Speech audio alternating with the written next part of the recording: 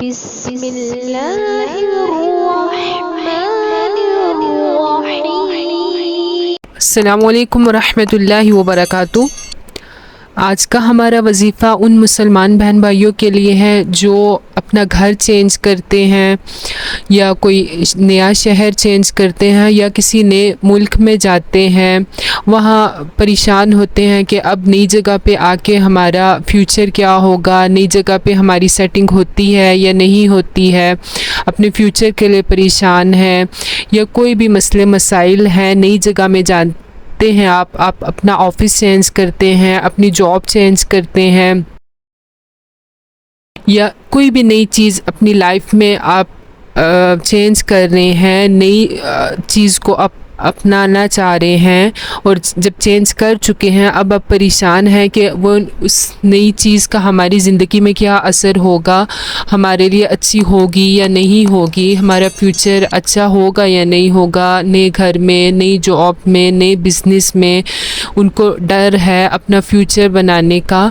تو اب ان کو مایوس اور پریشان ہونے کی ضرورت نہیں ہے، قرآن پاک کی اس آیت کو آپ نے پڑھنا ہے، انشاءاللہ اس کی برکت سے اللہ تعالیٰ فرما دیں گے آپ کی زندگی میں، اور وہ نئی جگہ، نئی جاب یا کوئی بھی نیا گھر آپ کے لیے بہتر ثابت ہوگا انشاءاللہ۔ سورہ مومنون کی آیت نمبر 29 ہے۔ ان آیات کی فضیلت یہ ہے کہ یہ نوح علیہ السلام کی دعا ہے۔ یہ دعا نوح علیہ السلام نے کشتی میں سوار ہو کے مانگی تھی اللہ تعالیٰ سے۔ میری کوشش یہی ہوتی ہے کہ ایسے وظائف لے کے آؤں جو فوری اثر رکھتے ہوں اور آپ کو ان کا فوری رزلٹ ملے، آپ کے لیے کرنا ان وظائف کا آسان ہو، اور آپ کو کرنے میں کوئی مشکل یا پریشانی پھر بھی آتی ہے تو آپ کومنٹ میں ضرور بتائیے گا، انشاءاللہ آپ کو بتا دیا جائے گا کہ آپ نے یہ وظیفہ کس طرح کرنا ہے۔ اور اگر آپ کو ویڈیو اچھی لگے تو اس کو لائک کیجیے گا اور اپنے دوسرے مسلمان بہن بھائیوں کے ساتھ شیئر کیجیے گا، ہو سکتا ہے کہ وہ بھی آپ جیسی پریشانی سے گزر رہے ہوں اور یہ آپ کے لیے صدقہ جاریہ بن جائے گا۔ ثواب کی نیت سے شیئر کیجیے گا ویڈیو کو۔ آیت پڑھ لیتے ہیں، سورہ مومنون کی ہے۔ بسم اللہ الرحمن الرحیم۔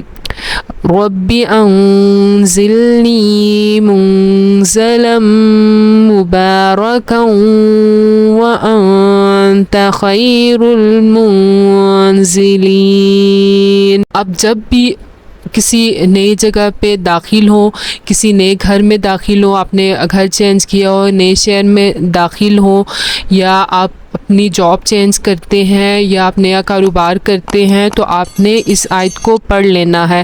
انشاءاللہ اللہ تعالیٰ آپ کے ساتھ خیر کا معاملہ فرمائیں گے اور آپ کو اس کام میں کامیابی عطا فرمائیں گے۔ جزاک اللہ خیرہ۔